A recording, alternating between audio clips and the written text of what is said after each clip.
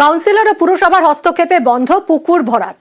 বেলঘরিয়া নন্দননগরে 30 নম্বর ওয়ার্ডে পুকুর ভরাটের অভিযোগ।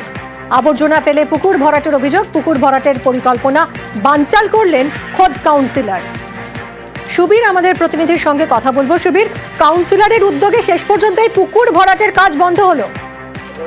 দেখো, একদমই কামারহাটি পৌরসভা 30 নম্বর ওয়ার্ড নন্দননগর বটতলা এলাকা, সেখানে কিন্তু পুনর্বাসন দপ্তরের যে সরকারি জমি, সেই জমির যে জলাশয় পুকুর, সে বিরাট পুকুর কিন্তু এলাকার কিছু অসাধু ব্যবসায়ী তারা কিন্তু বেআইনি ভাবে মাটি ফেলে ভরাট করছিল।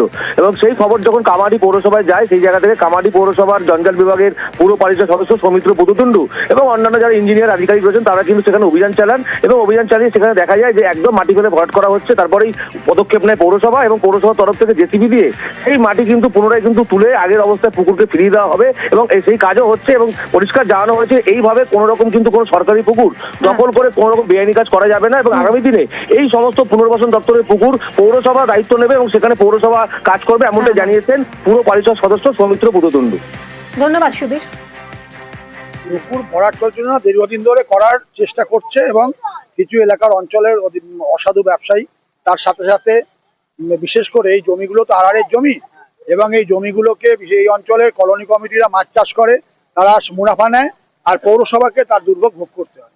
এটা আমাদের কাছে অত্যন্ত কষ্টদায়ক ব্যাপার। আমরা আমাদের ইও সাহেব আছেন এবং তিনি ব্যাপারটার উদ্যোগ নিয়েছেন। বিশেষ করে আমরা প্রত্যেকে আছে, আমাদের দুজন এসআই আছে আমাদের দপ্তরে এবং আমরা সেই জায়গায় দাঁড়িয়ে এই পুকুরটাকে পরিষ্কার করে আমরা চাই যে আর এই জমির ব্যাপারে হস্তক্ষেপ করুক।